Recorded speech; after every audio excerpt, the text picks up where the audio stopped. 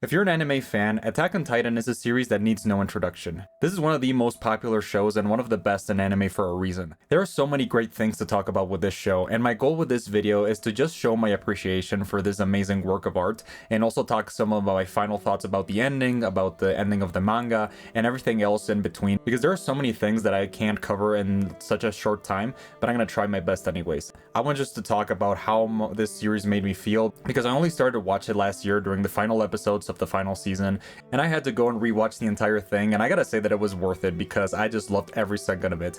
I started slow and then I binged the entire thing from beginning to end because there are so many layers to it and so many things that build upon each other that I just thought it was amazing. So that was basically my beginning of 2023.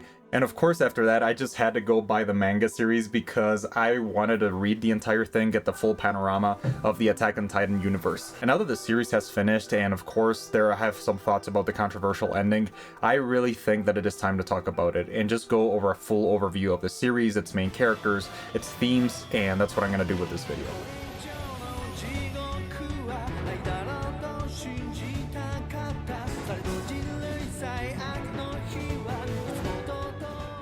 So where to start in the Attack on Titan universe? So we can basically go back to the beginning with the setting and the main character, Eren Yeager.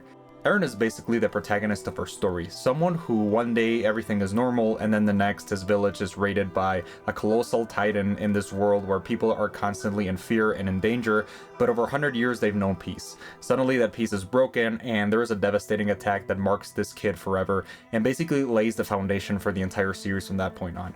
We're also introduced to some side characters such as Mikasa Ackerman and Armin Arlert, who are some of the most important characters in the show. They're basically Eren's Ron and Hermione, and I'm gonna make a lot of parallels to other stories because this one follows really closely something called the hero's journey, which is basically this literary device that allows people to follow stories of a character in some very important stages of their life, such as the beginning of their journey, some difficult periods, and it ends in a very strong way. And this is basically something that is seen over and over in things like Star Wars and ancient mythology, and it is something that is very prevalent. And I feel like this one has a very important hero's journey during the first seasons or the first volumes of the manga, and then it starts becoming more complex, and this series becomes basically this like mythological epic that towards the end, which focuses on a lot of other different topics such as war, such as politics, and that is something that I really appreciated because it just comes out of left field, but it also integrates into the story in such a awesome way. Also, before I get ahead of myself, I gotta warn that this video is gonna have a lot of spoilers, so if you haven't watched the series, if you still want to catch up on Attack on Titan, I recommend seeing the series because it is just that amazing. Anyways, continuing from the beginning, there's a lot of themes that keep reoccurring. For example, the story follows Eren as he tries to get revenge on the Titans. He joins the Survey Corps, which is basically the version of the military in this world, and from there we see a lot of different topics that intercede in Eren's life. During the Battle of Trust District in the beginning of the story, Eren has a near-death experience, which allows him to realize that he can turn into a Titan. And from here, the story takes a very interesting turn because when people turn into Titans, you realize that this story has so many layers behind it than just like the mindless zombie apocalypse kind of version of this survival world. And this is where the mystery begins, because people in this world start realizing that their understanding of Titans has changed completely. They try to study Eren, and that's where a lot of the plot points start making sense, because you as a viewer don't understand what's going on. Like, everything starts coming out of left field. You don't understand, like, the implications of each new plot element introduced. You don't even know that people turn into Titans later on in the story, that's something that happens, even with the mindless common Titans that roam around the world. So everything starts coming together, and that is something that I enjoyed. And over the course of the story, I feel like I loved all the different elements. For example, in season 3 with the royal family, you started getting explained a lot of the history, and that has a lot of like connections to real world mythology, like real world even like history, like for example history between kings and royalty, how these ideas get passed on until the present day. And I loved every second of those kind of stories, especially season 3. I feel like it's one of the most controversial seasons, especially in the beginning, because we hardly see any Titans. But looking at the way the politics of this world work, I feel like it adds an extra layer that is very needed. And season 3, after the action-packed last one, which is season 2 with the Beast Titan and all that stuff, was a really, really great break that introduced a lot of new concepts and a lot of layers to this new world. But also some of the things that I enjoy the most is the way this series builds up its characters.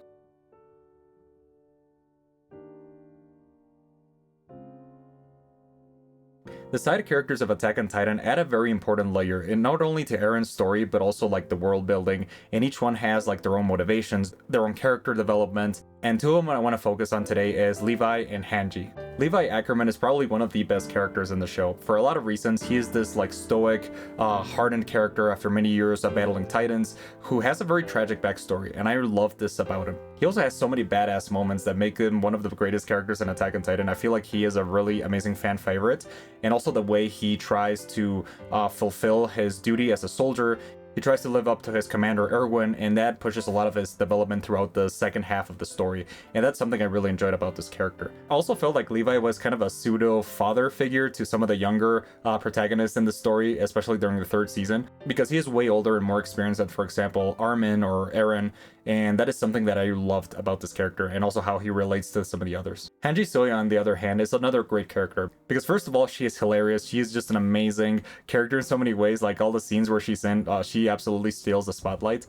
But also she has a deeper side to her, like deeper motivations that start when she tries to understand the Titans in this world. And she also felt very relatable. I think that her role in the story was well done, and I just loved every second of how everything that she does it to protect humanity, but also to understand this world. And I feel like she was like one of the characters with the most hardened moral compass. Like she was forced to do things that also like were not moral. For example, she was forced to take some hard decisions. Some of the other stories that I enjoy with the side characters include the other recruits. For example, Connie and Sasha, I feel like had some really great moments and stories. The royal family subplot with Historia is also amazing. I feel like there's so many things that just made sense and also flowed really well in the story, just balancing out all these like side plots and leading to a very amazing story where everybody has their time to shine. Now I'm going to focus on the fourth season and the final of the third one, which is basically the point where everybody knows that this series has taken a much darker and much more expansive turn. Because this is a series that deals with some really serious topics such as genocide, such as war, politics, that has reflections on the real world, but also in this story have a lot of relationship, for example, with the Eldians and Marley, which is the country that oppresses the Eldian people. And then we realize like everything that was built around the entire story in very sneaky ways just have a really big payoff towards the end. Because this story is so amazing, especially with the new settings, which are basically an industrialized version of a real world, like in the 1920s, 1910s, something like around those eras. And the mix between dark fantasy, which was in the beginning, and like modern society and modern problems such as war, like the horrors of industrialized war, have a lot of great themes in this story. And that's something that I enjoyed about the fourth season. And the build up to this leads to a very important development in the story of Eren Yeager. And that is something I want to talk about from here on to the end, like the development of Eren's character, how it relates to the ending, his motivations, because I have a lot of thoughts on that, especially towards the ending. But first, let's focus on Eren. So over the course of this video, I've talked about Eren Yeager in several points, but I want to focus right now on how his development as a character sets up his final decision to start the rumbling. Eren, of course, starts as a very innocent young character. He is just a kid who wants to avenge his family. He feels a lot of rage in the beginning of the story after what happened to his mother, and he starts maturing and understanding this world. I feel like in the beginning, he's kind of a more rebellious character who is kind of like filled with all the general tropes of a young person who wants to do good, who wants to change the world.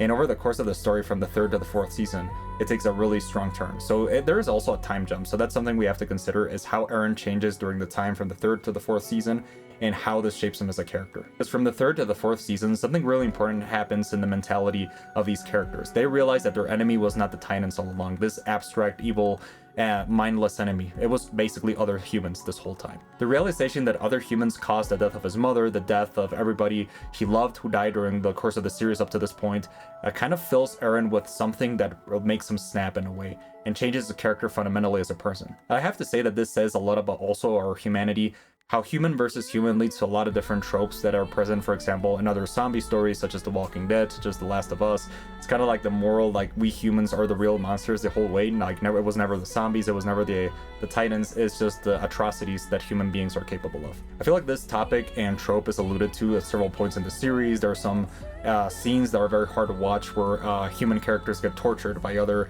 factions of human characters, even within the walls, outside the walls, and Marley. And this is something I think Isayama wanted to portray in the story, is how these human beings are capable of these atrocities, and how this cycle keeps repeating over and over. And spoiler alert, but I'm gonna talk. This is gonna tie into the ending, like how we see in the ending how the world is destroyed after so many years. I feel like that is also related to this point that Isayama wanted to make.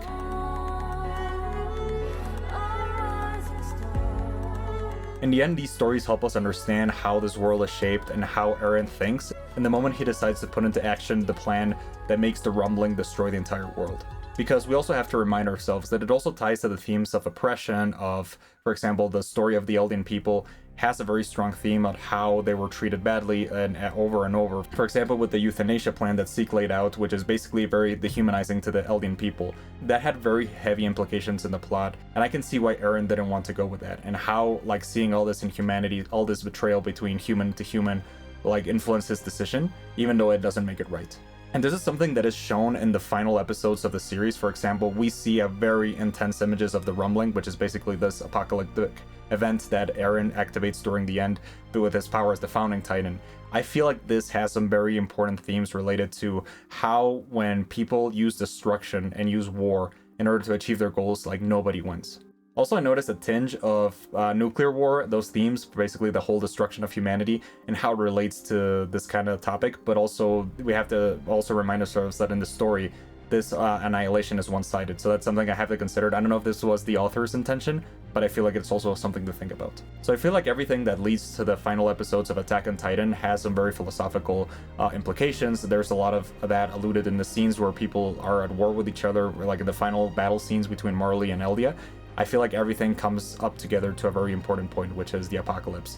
And we also see this in the final episodes where the different factions come together basically to stop Eren, because this relates to one of the final points of this topic, which is basically, I feel like the only thing that unites humans together, despite their political, ideological differences, is the apocalypse. And I feel like these apocalyptic and existential threats are some of the only things that can unite us as a humanity. And I feel like that is the implication also that the author wanted to make with this episode. So now that we discussed all that, I really want to focus on the ending right now. And maybe I'm going to rant a little, maybe I'm going to talk a bit about it because I have some strong opinions about the ending. But I just feel like it's something that I wanted to talk about, especially since it aired 2 months. I had 2 months to think about it. Especially I read the ending in the manga too. And also I have to say that it worked a little bit better in anime, but also because I feel like that's part of the amazing animation and how it works so well in this medium, but that's just me.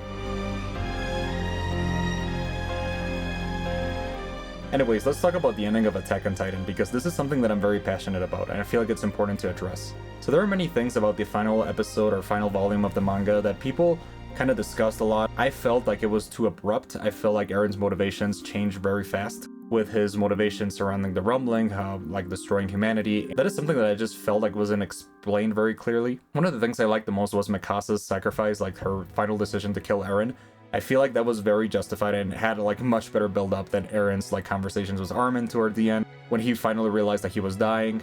And that's something that really doesn't get explained much. Also, Zeke's motivations I feel like were very confusing, and that's why I don't think the ending is bad per se, but I just felt like it needed more clear feeling of what it was trying to convey, especially with how everything is laid out from the beginning to the series to the end.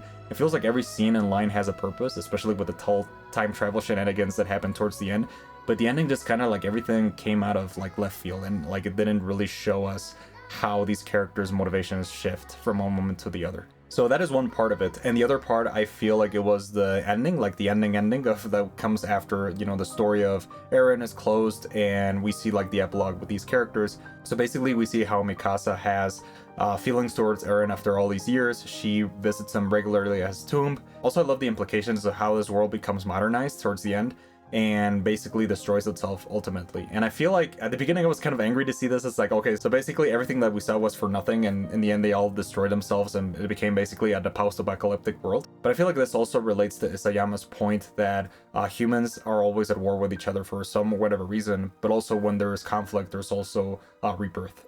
And this relates to the topic of new beginnings, and that is basically the like the feeling I got from the final scenes. I feel like that's the point that I want to end this video and this analysis on, because I feel like that's the most optimistic interpretation, and I just feel like I'm an optimistic person, so that's what I'm gonna roll with. But once again, I just wanted to really focus on the series and analyze why I liked it so much and why it just means so much to me, even though I was a little late to the party with the whole thing. I missed like the entire first 10 years, but I just never got to watch it until now. But I think it was really worth it, and I just loved every second of it. So anyways, those are most of my thoughts and my basically rant on Attack on Titan, like how much I enjoyed it, because I loved reading it this year, and next year I plan to read and catch up on so many mangas I've read down. I'm in the middle of Berserk, so if you want to watch more videos about that, please comment down below, and I would love to make more videos on that series because I'm really liking it so far. So anyways, guys, thanks for watching this video. I really enjoyed making it. I really enjoyed talking about it, and yeah, that was pretty much my thoughts on Attack on Titan, the ending, and I'll see you guys later.